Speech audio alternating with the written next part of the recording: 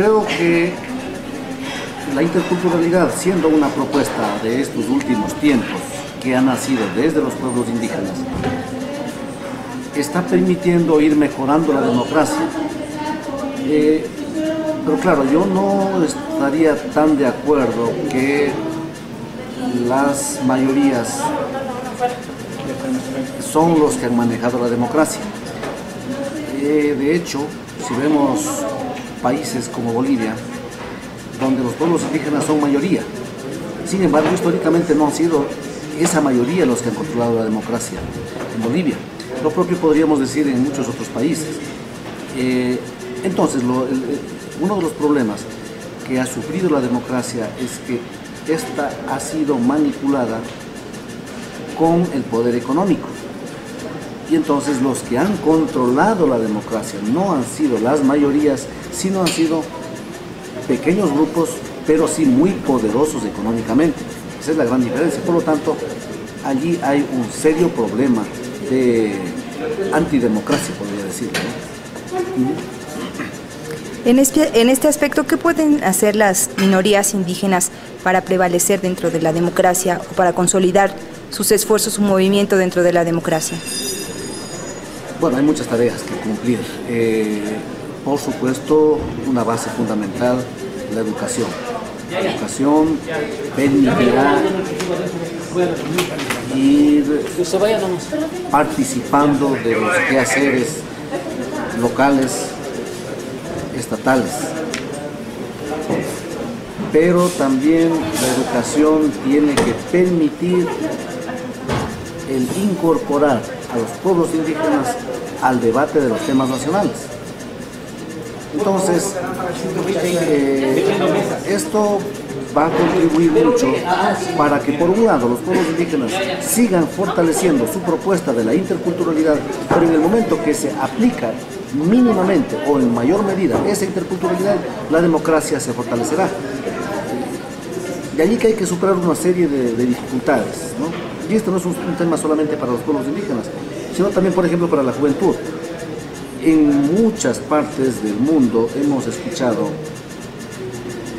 donde los que manejan el poder político y controlan la democracia han sido esos mismos grupos los que han tratado de negativizar el quehacer político, la participación política. De ahí, por ejemplo, lanzan el concepto de que la política es mala, que la política es corrupta, la política es negativa y que por lo tanto los jóvenes no deberían incorporarse en el quehacer político, o que los indígenas no deberían incorporarse en el poder político o en el quehacer político.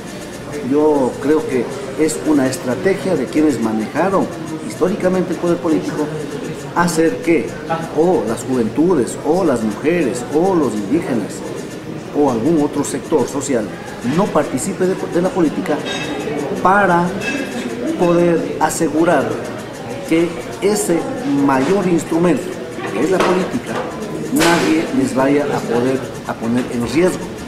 De allí que el deber nuestro debería ser no caer en esas trampas, estrategias políticas de esos sectores, sino más bien, sin temor, incorporarnos al quehacer político y, utilizando esto de una manera positiva, exigir que los derechos, en fin, sean respetados a favor de los pueblos indígenas. En la actualidad hablamos de movimiento o de movimientos indígenas. Movimiento, creo que el término movimiento no es un término cuantitativo, más bien es una acción. Independientemente de eso, yo creo que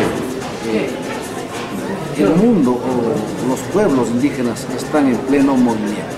Unos en mayor grado, otros en menor grado, unos más conectados con otros con menos relación entre los pueblos indígenas o con los pueblos hispanos, mestizos, pero hay evidentemente un movimiento indígena, ¿no? Que pueden haber diferencias internamente, pero lo importante es que estos pueblos, que hasta hace unas 3 décadas atrás era mínima su participación, hoy pues de alguna manera están haciendo o cumpliendo su rol. Ahí tenemos grandes ejemplos, ¿no? en el Ecuador tenemos nuestra propia forma de participación desde el movimiento indígena, no al nivel que está haciéndolo Bolivia, por ejemplo.